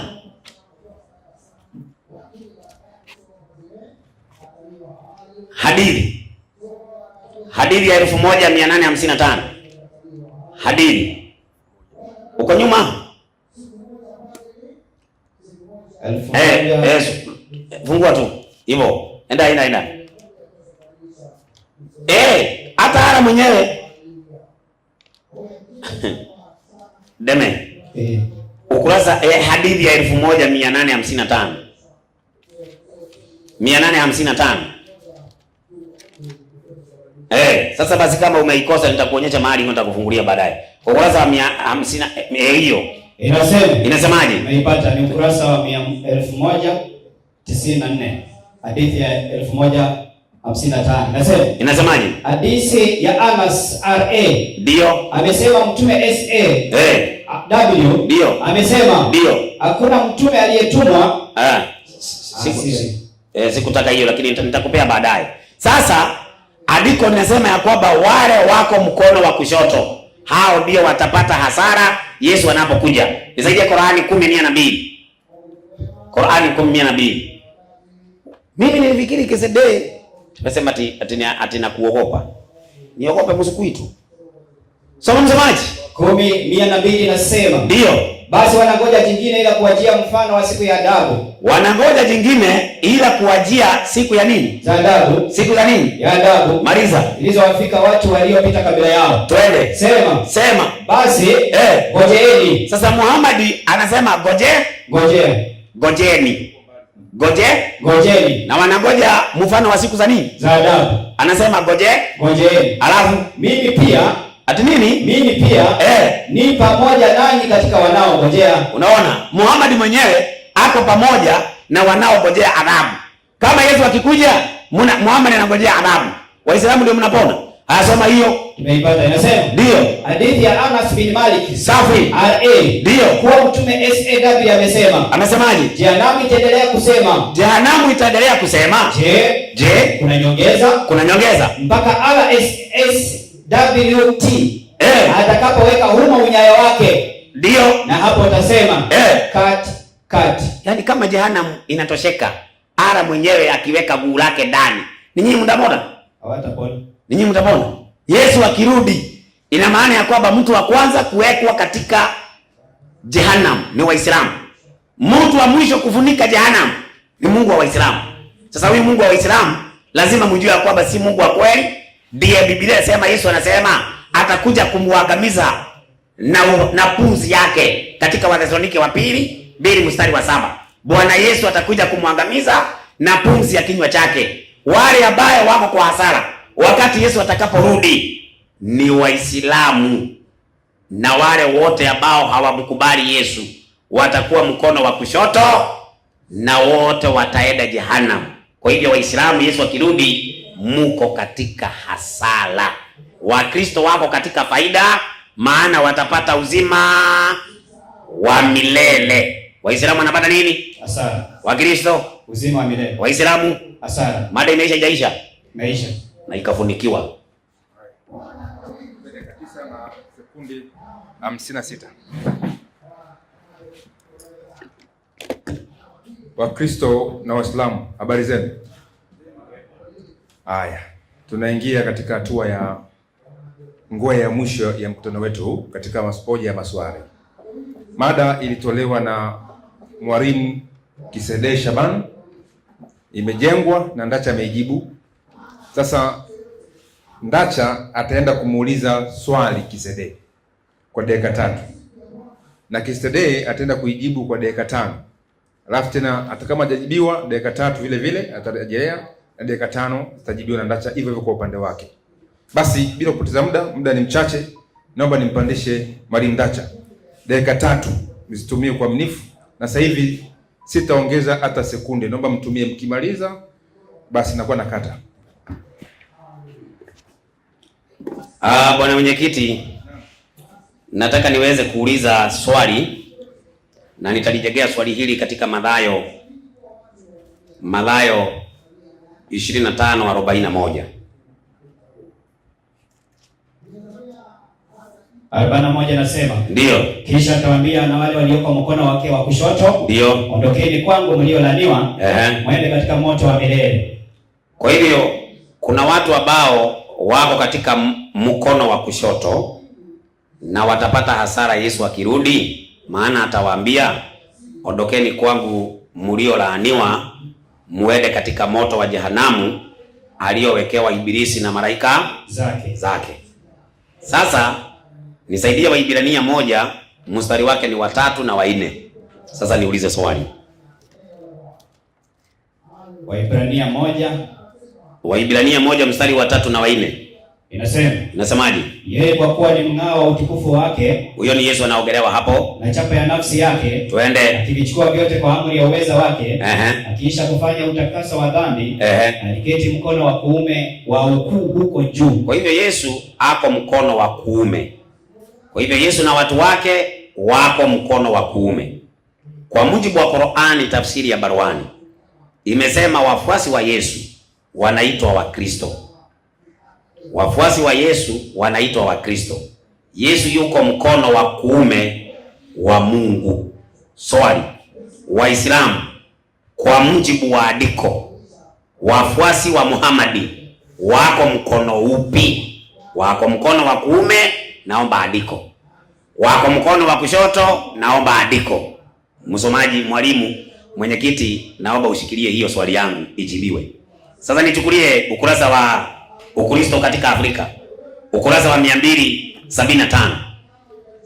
Ukurasa wa 275. Dakika hiyo moja tusomee. Ukurasa wa 275. 75 inasemaje? Watu walio katika dini zisizokuwa za Kikristo, watu ambaye wako kwenye dini ambaye si ya Kikristo, wanatafuta msaada kwa miungu. Wanatafuta misaada kwa miungu au kwa roho kuliko kwa Mungu. Maliza. Kuliko kwa Mungu wa kweli. Twende. Hatimaye wanaweza kudanganywa na kujikuta wao ni watumwa wa Ibilisi na mapepo yake. Kwa hivyo watu wote ambao si wa dini ya Kikristo wameshadanganywa na wako katika roho ya upotevu. Sasa aende katika ukurasa wa 496. 496 inasemaje hapo juu? Ndio. Pale juu, soma pale juu hapo. Pale. Anasema watasikia sauti yake, ndio Kristo. Ndio. Nao watatoka, wale waliofanya mema kwa ufufuo wa uzima. Maliza. Na wale waliotenda mabaya kwa ufufuo wa hukumu. Safi. Wakristo ambao walikufa watafufuliwa kutoka katika wafu, wakati Kristo atakaporudi. Basi Wakristo watafanyaje? Watafufuliwa. Hapo imesema Islamu. Wakristo. Basi swali langu naomba lijibiwe.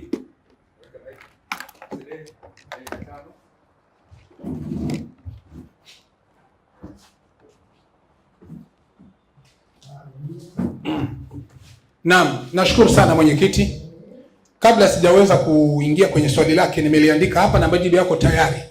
Namshangaa Ndacha ameingia mada mingi. Aisha gusa huku, Mungu atatia mguu motoni, sijui Waislamu wataenda motoni, sijui Waislamu ni wakuliani, sijui huko kote unakwenda unaenda kufanya nini?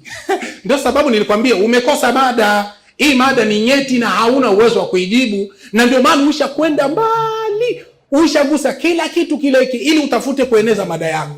Ndio sababu nilikwambia usi unakurupuka kuongea na walimu wakati mwenyewe huwezi kaongelea mada na uimalize. Mada Yesu anakuja kuwapiga Wakristo au Waislamu. Narudi tena, kila andiko nililolitoa la Yesu anakuja kupiga vita Wakristo inatamka hauigusi. Ila huko naongeza na kutetea. Hapana, Wakristo watafufuliwa, ni watu wa Yesu, sijui kaza wa kaza. Lakini kabla sijaenda huko, nataka nijibu swali lako. Mathayo 25:31-41. Yesu anawaweka watu siku hiyo ya kuangamiza. Kuna watakaokuwa kushotoni na watakaokuwa kuliani. Ameuliza Waislamu watakuwa kushotoni au kuliani? Si ndio hivyo mwenyekiti? Anauliza Waislamu watakuwa upande gani? Natoa majibu. Sikiliza majibu ya mwalimu, sio kama unavyokuwa wewe. Qur'ani 57:12. Qur'ani 57:12 inasema, Bismillahirrahmanirrahim. Naam. Naomba tuwe makini kusikiliza na tuwe makini. Msikie Waislamu watakuwa wapi? Upande wa kulia, kushotoni au kuliani? Twende kazi. Siku utakapoona Waislamu. Siku utakapoona Waislamu. Siku utakapoona Waislamu wanaume na Waislamu wanawake. Nuru zao zinakwenda mbele yao. Zinakwenda mbele yao. Nuru ya Waislamu iko mbele. Twende kazi. Nuru zao zinakwenda mbele yao. Ziko mbele yao na kuliani kwao. Na kuliani kwao. Kuliani kwao. Kuliani kwa wanani? Kwa Waislamu. Waislamu ni wakuliani, si wa kushotoni. Twende kazi baba. Wanaambiwa furaha yenu leo mnapewa mabustani yapitayo mito mbele yake, kukaa humo daima. Huku ndiko kufaulu kukubwa kwa Waislamu. Basi Waislamu ni watu wa kuliani, si wa kushotoni. Uliuliza hao watakaokuwa kuliani ni watu gani na hao watakaokuwa kushotoni ni watu gani? Waislamu watakuwa upande gani? Nimekupa jibu. Waislamu watakuwa kuliani. Hiyo tumemaliza. Usiulizi tena hivi. Natoaga majibu mimi yako yale kama ulivyouliza. Sasa alizungumza hapa akasema Qur'ani Waislamu imewaita Waislamu wa Kristo wanafunzi wa Yesu. Wanafunzi wa Yesu kwa masharti gani? Twende 5:66 baruani. 5:68 baruani. Haraka kwa sababu ya muda. Baruani 5:68. Twende haraka. Ndio, tunafunua haraka. Twende haraka baba. Baruani 5:68. 5:68. Tupe tu ufafanuzi wake mara moja. Nenda 111. Au ile kwanza 68, alafu uende 111. Sawa. 5:68 inasema hivi. Naam, 5:68 baruani. Ndio, 5:68 inasema. Ufafanuzi wake haraka. Twende haraka. 5:68 ufafanuzi wake inasema. Naam. Ewe mtume, waambie watu wa kitabu. Hakika nyinyi hamtakuwa mnafuata. Enyi watu wa kitabu, yani wa Kristo na Wayahudi, hamtakuwa mnafuata. Ewe mtume, kwa niaba ya wasikilizaji wetu. Ndio. Ewe mtume, waambie watu wa kitabu, yani Biblia. Hakika nyinyi hamtakuwa mnafuata dini sahihi, ila mtapo zitangaza hukumu zote za Torati na Injili na mkazitenda na mkazitenda na mkiamini Qur'ani iliyoteremshwa na Mwenyezi Mungu kwa mtume wake kwa ajili ya kuongoa watu na yakinika, ewe mtume. Inatosha kaka, ili mpate kuwa watu wa Yesu. Qur'ani inasema ni mpaka muamini Injili kiusawasawa na kuamini maneno ya Bwana Mtume Muhammad. Usi unatumia Qur'ani, wenye Qur'ani ndio sisi. Unapiga aya hii tunakupa majibu. Sasa rudia 111 Qur'ani. Ndio. Na nilipowafunuliwa wanafunzi wa Isa kwamba waniamini mimi na mtume wangu, nani? Wakasema tumeamini na shuhudia kuwa sisi ni Waislamu. Bas, wanafunzi waliomfuata Yesu waliitwa ni Waislamu. Nilitaka kupiga bomu hapa kwamba Yesu Muhammad anamuokoa, lakini basi muda umekwisha.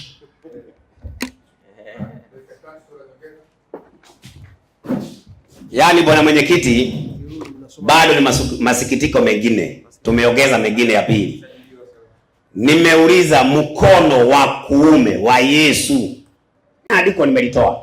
Yesu anasema atawabagua kama kondoo. Andiko liko hivyo. Sasa andiko lililotolewa hapa limesema watakuwa mkono wa kuume wa Yesu. Si imesema itakuwa kuumeni ya Waislamu. Sasa wewe ni mtu wa wapi? Kuumeni ya Waislamu. Sasa andiko lilijengea hoja. Sikilizeni. Hoja yangu nimejengea katika andiko hili. Msomaji. Naam. Nisaidie 25:41 Mathayo. Kwani hukusikia andiko lenye nilitumia? Mimi sijasema mtakuwa kulia, hata niweza kuwa kuliani wa Masawe. Sio tunaongelea.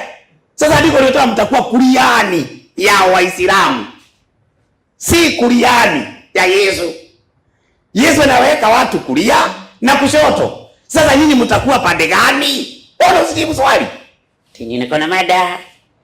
Dasha wesi. Soma. Kisha atawaambia wale walioko mkono wake wa kushoto, ndio, ondokeni kwangu. Soma vizuri.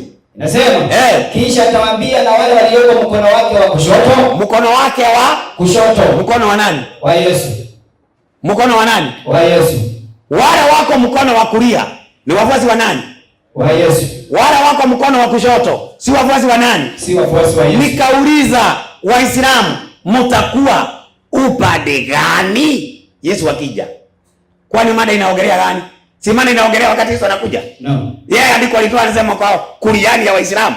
Kuliani ya Waislamu, kwani Waislamu ndio wanakuja? Tunaongelea kurudi kwa Yesu. Mada ulichagua wewe. Sio mimi nilikuchagulia. Sasa badala ujibu swali kote mada ate kuliani ya Waislamu.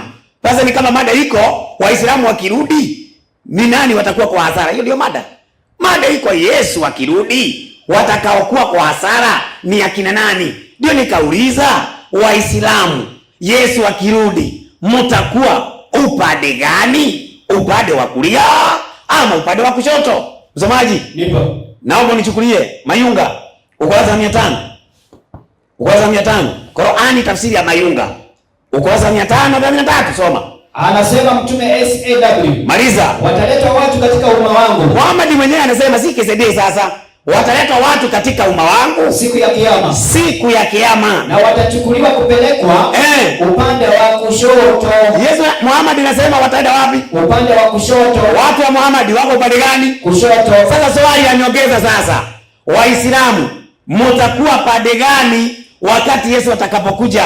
Mtakuwa mkono wa kulia ama mtakuwa upande wa kushoto Yesu akija? Jumbo swali wewe.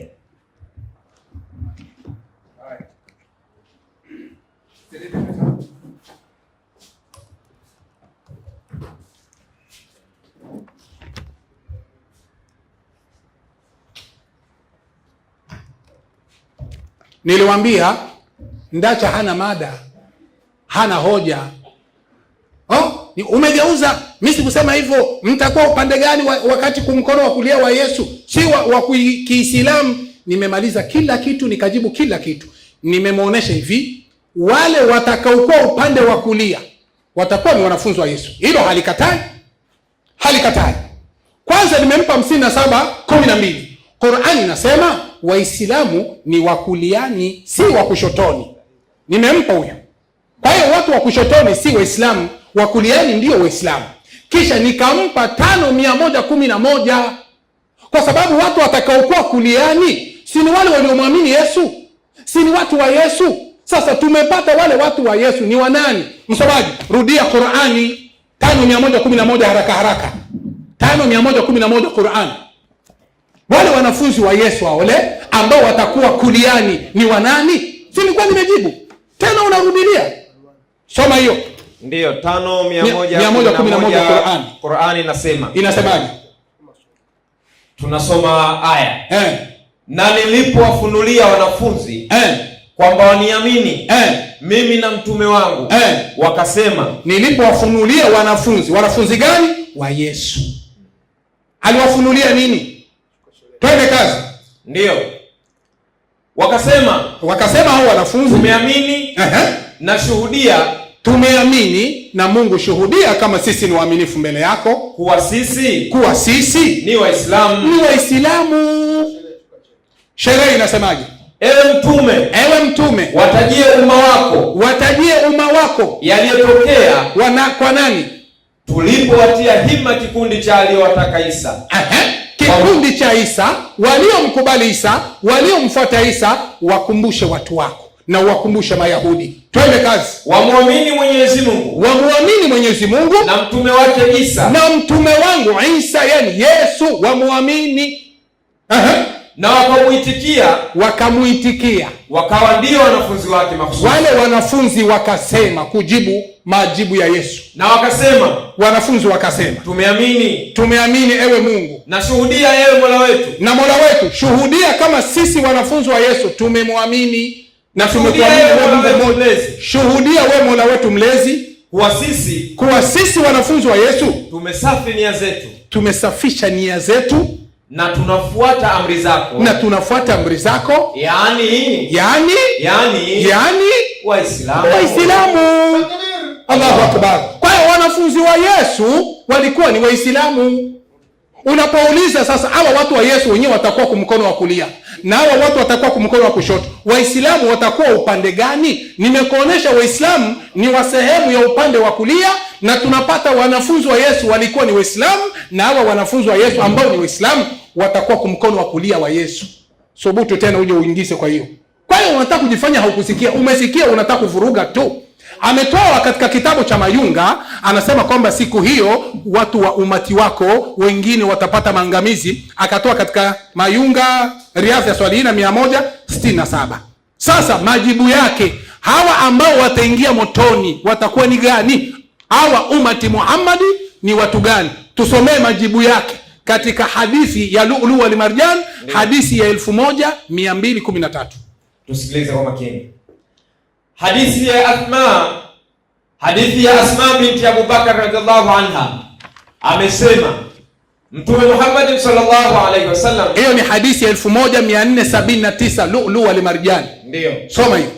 Hadithi ya Asma binti Abu Bakar. Naam. Radhiallahu anha. Twende kazi. Amesema Mtume Muhammad sallallahu alaihi wasallam. Naam. Amesema hakika mimi nitakuwa nimesimama ili nimuone atakayekuja kwangu. Mtume atasimama kwenye pepo yake. Pepo, Mungu anampa Mtume Muhammad pepo yake. Twende kazi. Ili nimuone atakayekuja kwangu. Naam, miongoni mwenu. Nimuone atakayekuja kwangu miongoni mwenu. Na baadhi ya watu watachukuliwa karibu yangu.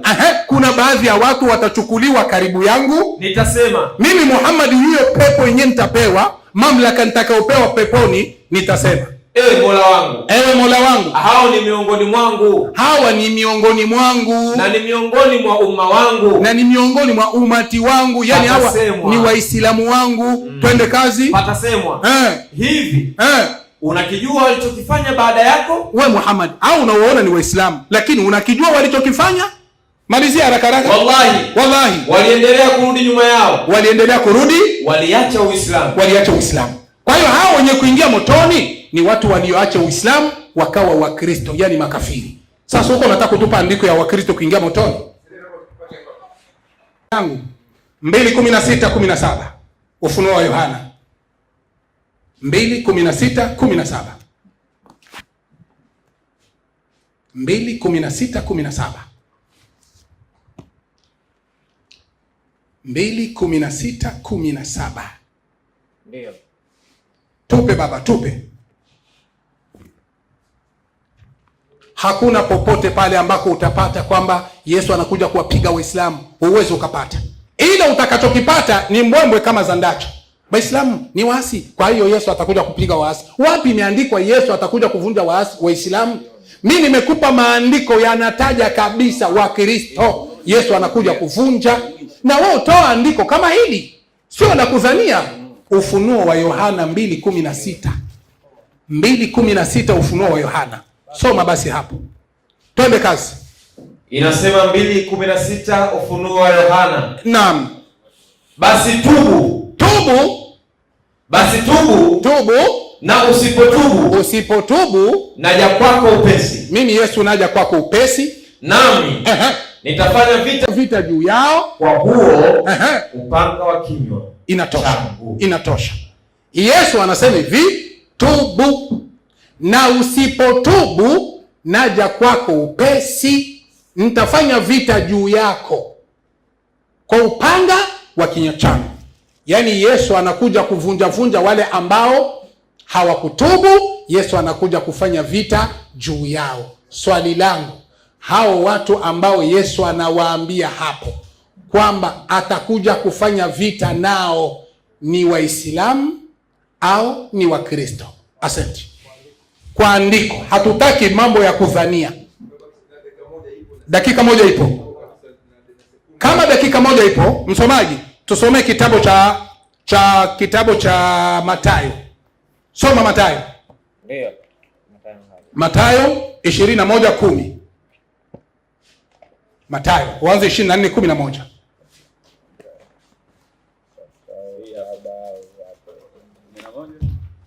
Mathayo 24:11. Anza basi Luka 13:25. Fanya Luka 13:25 mara moja. Kwa hiyo dakika yangu moja, ili nisiendi mbali na dakika zangu. 13:25 Luka.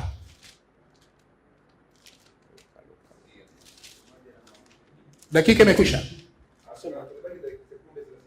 Inabaki sekunde 30. Acha hiyo. Hata maliza. Ushalifungua?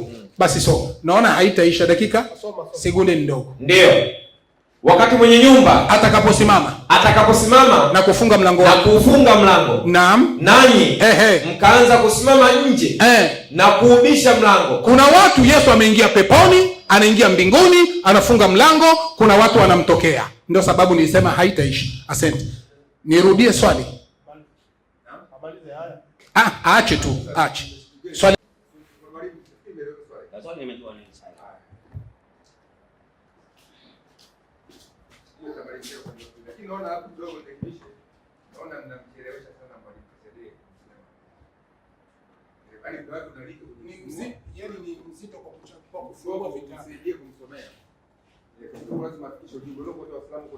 Hata Boko mwenyewe unafikiri anajua kufungua? Unafikiri kama angejua kufungua singekuwa ameshasaidia? Sijazi tayari nishazama.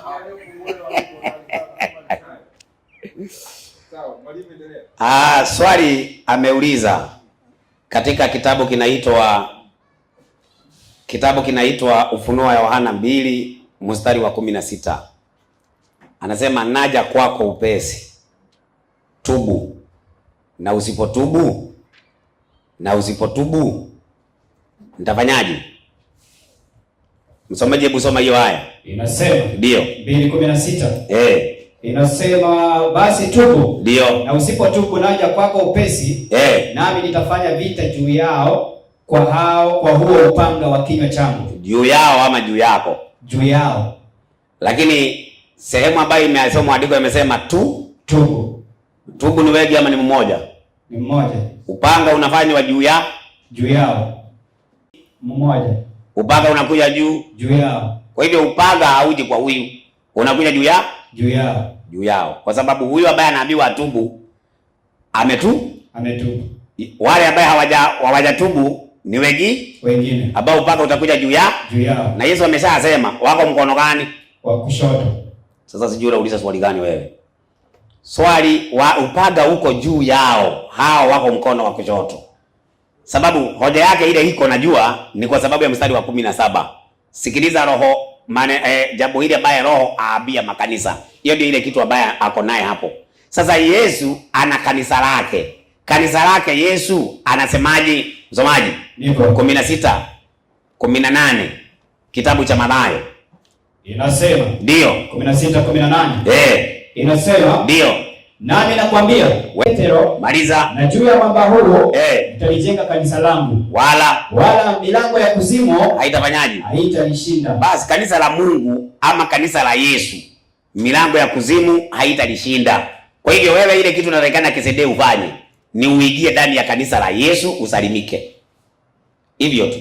Kwa sababu kanisa la Yesu halitaangamia. Wale wako nje ya kanisa la Yesu, hao ndio upanga utakuwa juu ya. Hebu nichukulie hiyo kitabu cha Ukristo katika Afrika.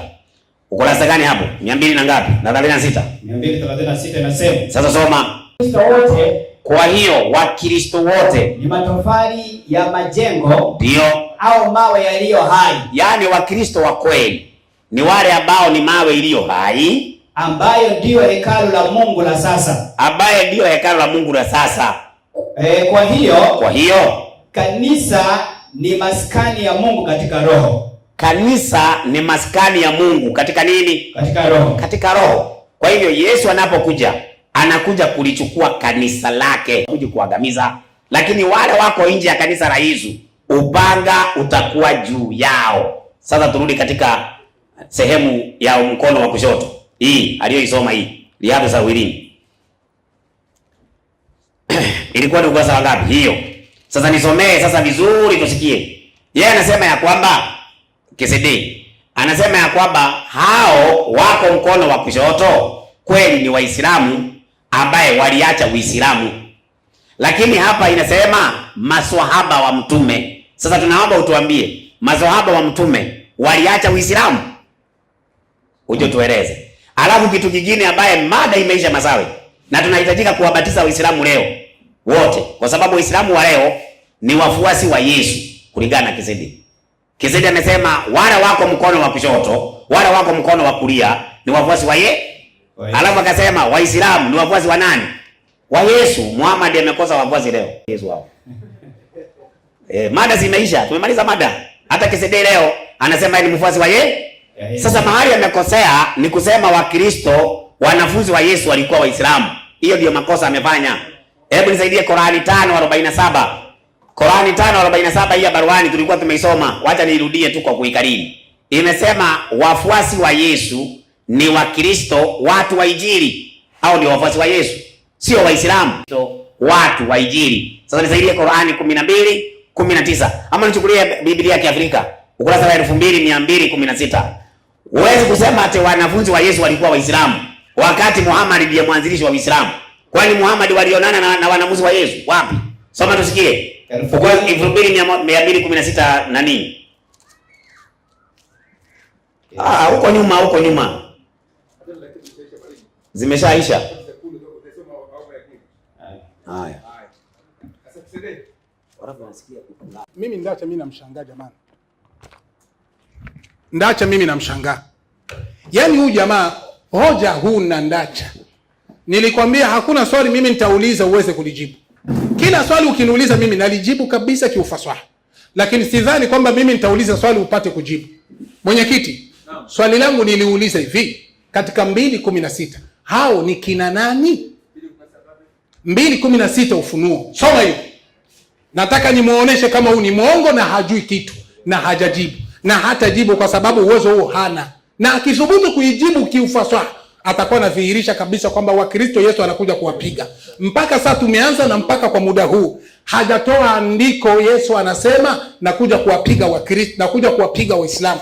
Lakini kwa sababu Waislamu ni waovu, Waislamu sijui nini, huko mimi siendi. Mimi niko wapi Yesu anawapiga Wakristo kama ninavyotoa mimi 2:16 Ufunuo wa Yohana. Tena. Allahu Akbar. Mwenyekiti, funga kwanza nionyeshe kwenye watasoma. Basi tubu.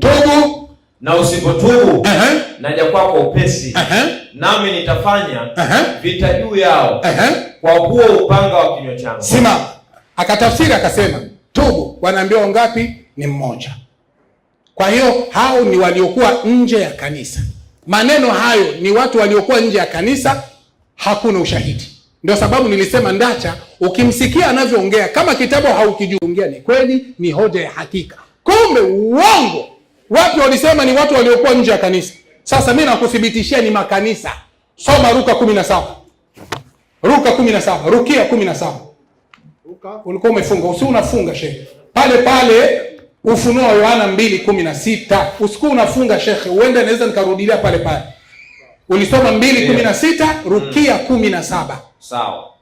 17. Uishasema kwamba tubu, usipotubu mimi Yesu nakuja kufanya vita na wewe. Anasema hawaambiwi wengi, anaambiwa ni mmoja aliyekuwa nje ya kanisa. Maneno ambayo hayapo kwenye andiko.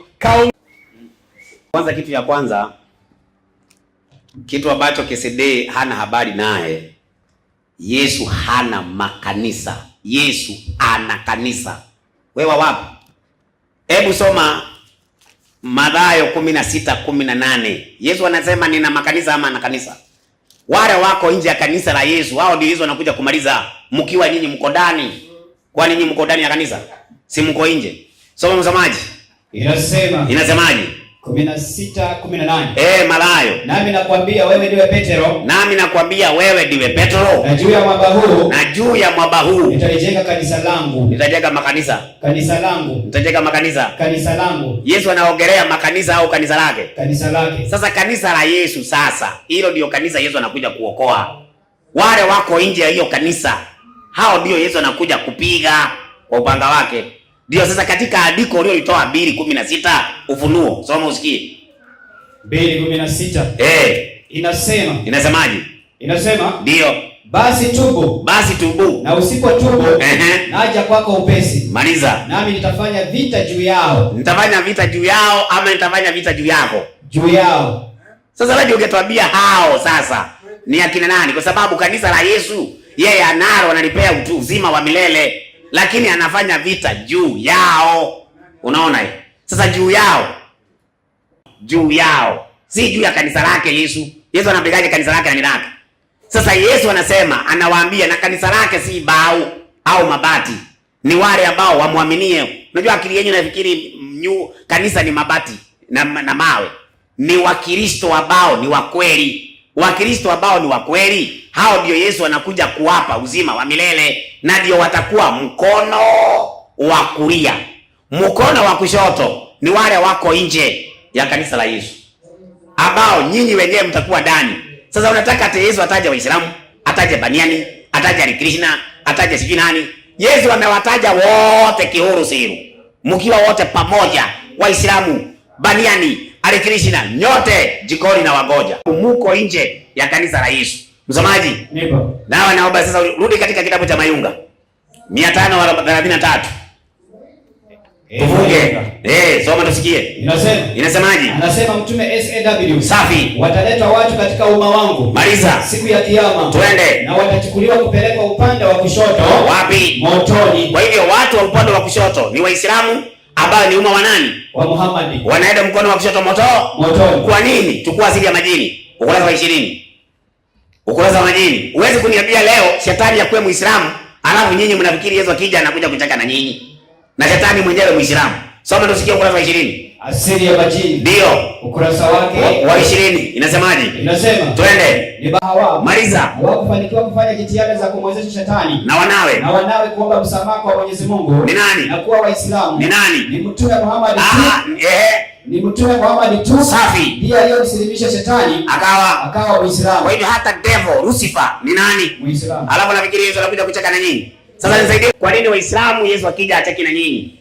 Nyinyi mnatakikana kutoka katika Uislamu mje kwa Yesu, lakini kulingana mdomo wa KCD. Na wewe simulizi. Uende ukate hapo. Unaona hapo KCD amesema wao ni wa Yesu. Uende ukate unitumie hiyo kipengele. Nitajua vile nitakitumia. Soma vizuri. 6:44. Unikatie hapo nitajua vile nitakitumia, maana hapo anatakana abatizwe. 6:41. Inasema ndio, bali yeye ndiye piga mafanisi hiyo haya. Inasema mafafanuzi yake. Ndio. Haya yanaonyesha kuwa makafiri wa zama hizo walikuwa afadhali wa Mwenyezi Mungu kuliko hao Waislamu wa zama hizi wanaomba mizimu na nini na makaburi na nini na majini. Hiyo ndio maana hizo akija ni hasara. Biblia ya Kiafrika ukurasa wa 2216, changamka haraka tumalize. Inasema Uislamu dini ile ya duniani twende iliyoanzishwa na mtume nani?